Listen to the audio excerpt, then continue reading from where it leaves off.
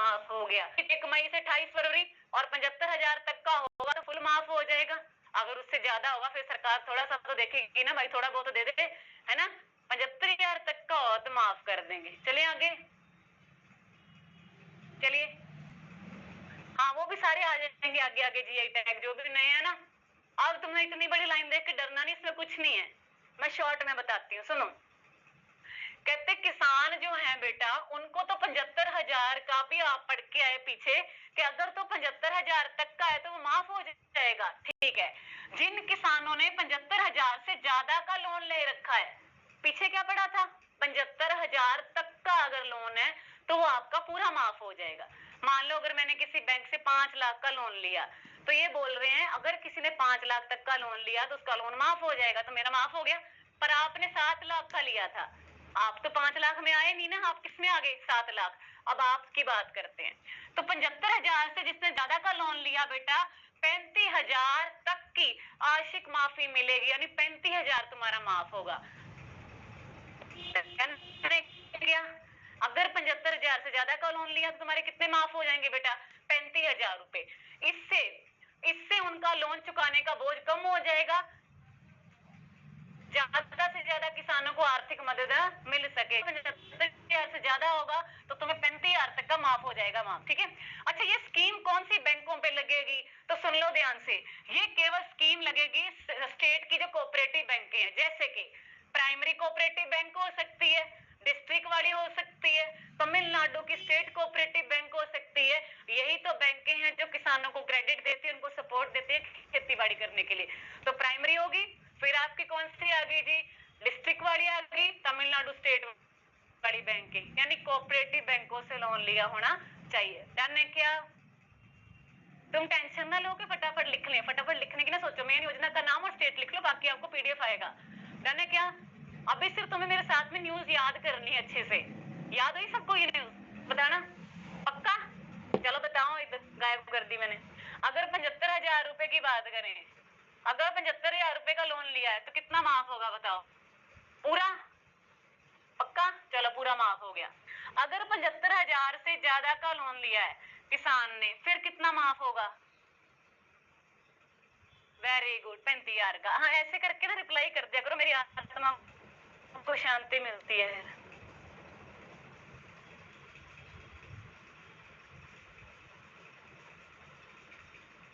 तमिलनाडु चलते हैं, फटाफट आओ। तमिलनाडु बना कर अच्छा है, तुम सबका जिसने अभी रिसेंट भी कहा ना कि कोई भी पॉलिटिशियन कहीं भी जाता है तो गाड़ियां इतने की जरूरत नहीं, पोस्टर की जरूरत नहीं है कि वो मंत्री उतर रहा है। राजेंद्र विश्वनाथ लेकर अभी याद कर लो, ये गवर्नर मेन केरला का है। वैसे तो याद है केरला के सीएम भी नए बने थे, वीडी सतीशन, पहले थे पिनरई विजयन। तो ये बंदा केरला का मेन गवर्नर है और इसको तमिलनाडु का अभी एडिशनल चार्ज मिला, यानी आने वाले में नया गवर्नर किधर का बनेगा, तमिलनाडु का। समझे क्या? केरला का गवर्नर कौन है? राजेंद्र विश्वनाथ लेकर। अभी केरला का जो गवर्नर है ना, वो जिम्मेवारी किसकी निभा रहा है? अतिरिक्त प्रभार, एडिशनल चार्ज किसका संभाल रहा है? तमिलनाडु का। आने वाले टाइम में तमिलनाडु का नया क्या बनेगा बेटा? सीएम, ओ सॉरी गवर्नर, चलो सीएम बोल दिया। नेक्स्ट चले। इंडिया पोस्ट ने लॉन्च किया ड्रोन पावर्ड मेल डिलीवरी इन हिमाचल प्रदेश। पहली तो बात यहाँ पे ड्रोन के जरिए मेल डिलीवरी की जाएगी। डाक पहुंचाने की सेवा है, वो किसके रास्ते से? रिपीट करना, आ जाओ रिपीट करते हैं, इसको कट कर देते हैं। तमिलनाडु कब बना? कैपिटल कौन सी है? सीएम का नाम आपको पता है, इसके नाम के आगे सी जोसेफ विजय भी लगा देते हैं, विजय थलापति भी लिखा आ सकता है, टीवी की इसकी पार्टी है। गवर्नर इसके कौन है? राजेंद्र विश्वनाथ अर्लेकर, ठीक है। इसके वैसे गवर्नर थे RN रवि। जैसे ही ये अपना विजय इधर सीएम बना ना, इधर के गवर्नर हटा दिए गए, इधर के गवर्नर गए, अब ये राजेंद्र इधर आ गया। याद करो केरला में भी सीएम बदले थे, केरला के सीएम आए थे VD सतीशन, ध्यान से सुनना, ठीक है, VD सतीशन। और केरला के जो गवर्नर थे वो थे राजेंद्र विश्वनाथ अर्लेकर, यही वाले। अब केरला के तो वो गवर्नर है ही है, पर उनको एडिशनल चार्ज किधर का मिल गया? क्योंकि ये तो जगह खाली हो गई थी, क्योंकि RN रवि यहाँ से चले गए, जब जगह ये खाली होगी तो केरला के गवर्नर को for the time being additional जिम्मेवारी कौन सी स्टेट की दे दी है? तमिलनाडु की। बोलो डन है क्या? बोलो ओके। चलो हाँ बाबू वापिस। इंडियन ने ड्रोन से डाक पहुंचाने की सेवा शुरू कर दी है। बढ़िया बात है। तो इसमें देखो एक डाक है, ये किस चीज का रास्ता है? डाक से अगर कोई चीज जा रही है, संचार का माध्यम ही हुआ ना, ये एक दूसरे से बात कर रहे हैं, फोन पे चिट्ठी जा रही है, कुछ भी संचार ही हुआ ना। तो जो हमारे कैबिनेट मंत्री हैं, कम्युनिकेशन के संचार के मंत्री हैं ज्योतिरादित्य सिंधिया, उन्होंने ये सुविधा लॉन्च की हिमाचल प्रदेश के अंदर। तो पोस्ट इसके पीछे जितने आपको पता है, पीछे पोस्ट डिपार्टमेंट ही तो होगा। डाक विभाग ने ये सेवाएं शुरू की हैं और मेन बंदा जो है इसको लॉन्च करने वाला वो है मिनिस्टर संचार वाला कम्युनिकेशन ज्योतिरादित्य सिंधिया। हिमाचल में लॉन्च की है। अब आगे मुद्दे की बात। सबसे पहले इस योजना को कहां पे, कौन से पोस्ट ऑफिस में लॉन्च किया गया? तो पहला रूट है इसका मंडी है पोस्ट ऑफिस से रिहारदर ब्रांच पोस्ट ऑफिस। ध्यान से पढ़ लो, मंडी हेड पोस्ट ऑफिस से रिहारदार ब्रांच पोस्ट को, यानी अभी जो ड्रोन से सुविधाएं दी जाएंगी ये मंडी वाले से पोस्ट से रिहार तक दी जाएंगी ड्रोन के जरिए। आप रूट पूछ सकता है पेपर में। डन है क्या? रूट हिमाचल में लॉन्च की, ज्योतिरादित्य सिंधिया ने लॉन्च की, संचार मंत्री है। इससे फायदा क्या होगा? फास्ट हो जाएगी ना, डिलीवरी टाइम भी कम होगा, डाकियों को जल्दी जाने की जरूरत नहीं है। अब किससे जैसे जॉब भी जाने का खतरा है क्या? अरे है ना, ज्यादा एआई का यूज होगा, जितने ज्यादा हम डिजिटल होंगे तो जनरली इफेक्ट करेगी एम्प्लॉयमेंट को। इनिशिएटिव का मकसद क्या है? पोस्टल कनेक्टिविटी को और बढ़िया करना, रिमोट एरियाज में, डिफिकल्ट पहाड़ी इलाकों में। ये बढ़िया बात कह दी, जहां पे मानव का पहुंचना काफी कठिन है पर लोग बसे हुए हैं, तो पोस्ट ऑफिस वाला पोस्टमैन बेचारा बार बार जा रहा हो, है ना, तो इससे अच्छा क्या कर दिया उन्होंने, जहां पे पहाड़ी इलाके इतने ज्यादा है तो वहां पे ड्रोन चला जाए। अरे समझे क्या? अब मान लो मैं तुम्हें भेजूं वो पहाड़ पे जाके पोस्ट दे के आना, तुम कितने हो मेरी तरफ कैसे देखोगे ना, कैसी है ये मैडम, है ना, ऐसे ही होगा ना। और अगर मैं बोलूं बेटा जी तो ये चीज हम ड्रोन से भेज देंगे, तुम्हारे चेहरे पे खुशी अलग होगी, तुम आराम से ऑफिस में बैठे होगे। दोनों में फर्क है ना। चलो कहते हैं जी मिनिस्ट्री ऑफ कम्युनिकेशन यानी संचार मंत्री जो है अपने कैबिनेट मंत्री हैं, उन्होंने बोला कि इससे जो है ना 150 आइडेंटिफाइड रूट से जो है हिमाचल के, असम के, उनको कवर किया जाएगा अगले 2-3 महीनों में।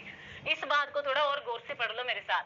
अगले 2-3 महीनों में हिमाचल प्रदेश और असम में लगभग 150 चिन्हित रूटों पर इस सेवा को विस्तार किया जाएगा। यानी जो इन्होंने रूट डिसाइड करके रखे हैं ना कि ये पर्टिकुलर रूट है जहां पे हमें बहुत ज्यादा हाई लेवल पे जरूरत है कि जो पोस्ट सर्विस है उसको ड्रोन से पहुंचा दें, सो दैट ह्यूमन का जाना वहां पे ज्यादा पॉसिबल नहीं है। तो इसीलिए हेलीकॉप्टर से भेज देना मैम। अच्छा ठीक है, अच्छा पहले मैं हेलीकॉप्टर करूँ तुम्हारे लिए।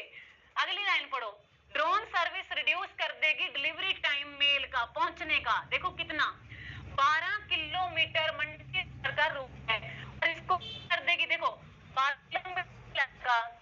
और पहले टाइम लग रहा था, देखो कितना, 2 घंटे से ज्यादा टाइम लग रहा था जब एक ह्यूमन डिलीवर करने जा रहा था मेल। अब इसके ड्रोन के जरिए केवल 7 मिनट में हो जाएगा। अब तुम देखो कितना फायदा हुआ। पहले कितने में डिलीवर हो रहा था? 12 किलोमीटर का केवल एरिया था जिसको कवर करने में, अपने डाकियों को मेल देने में टाइम लग रहा था 2 से ज्यादा घंटे का। अब वो सारा काम 7 मिनट में हो जाएगा। तो बहुत बढ़िया बात है, स्पीड एफिशिएंसी बढ़ गई है ना। अगली न्यूज पढ़ो, इंडिया ने अपने 24 स्क्वाड का, यानी वो स्क्वाड है जो है किससे रिलेटेड, फेंसिंग। तुम बहुत कम सुनते हो फेंसिंग वाली स्पोर्ट्स। फेंसिंग क्या होती है? ये देखो अपनी भवानी देवी तलवारबाजी, वो वाली खेल है ये।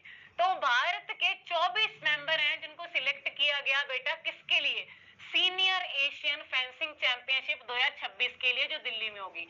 फिर से बोलूं, भारत ने दिल्ली में होने वाली ऐतिहासिक सीनियर एशियन फेंसिंग चैंपियनशिप में 26 के लिए 24 सदस्यीय टीम की घोषणा कर दी। 24 में से देखो मेन का भी लगा है, वुमेन का लगा, हमें सबके नाम नहीं याद करने।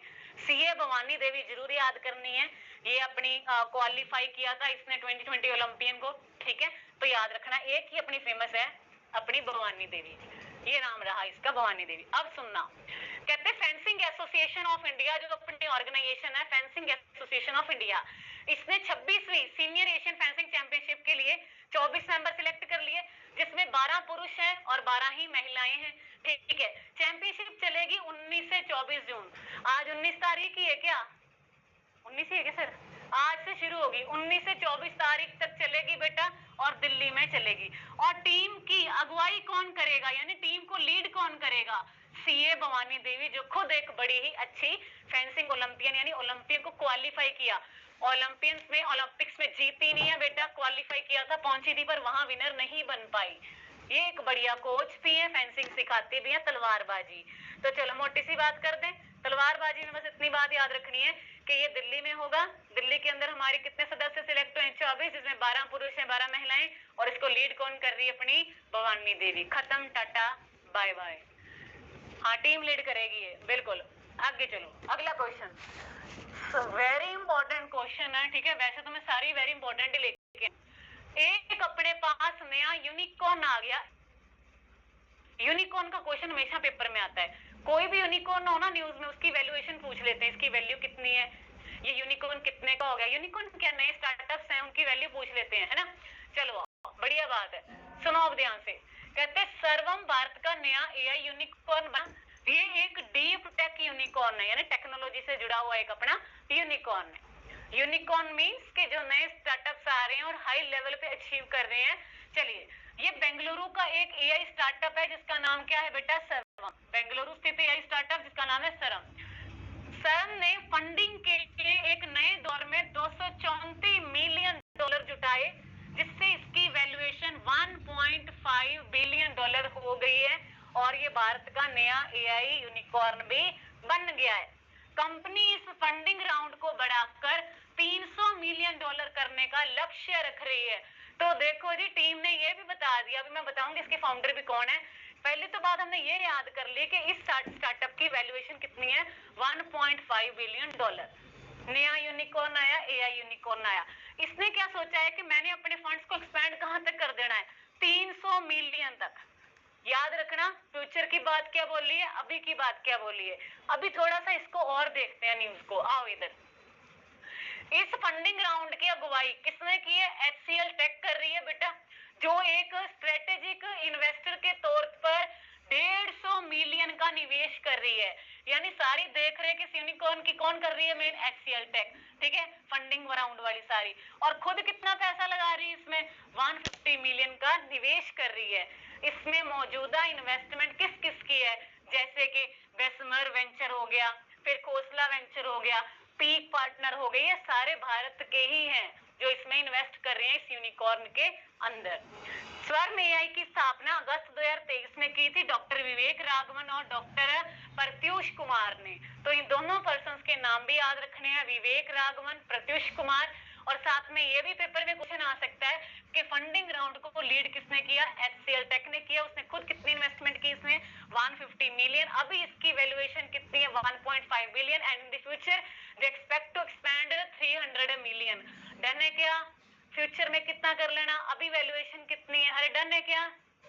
बोलो, खोना नहीं है कहीं। करंट अफेयर एक ऐसा सब्जेक्ट है जिसमें कह सकते हो हाय मैं कहाँ चला गया सुनते सुनते मैडम की बात। जाना नहीं है कहीं, ठीक है, आराम से। इजी है, कुछ भी औखा नहीं।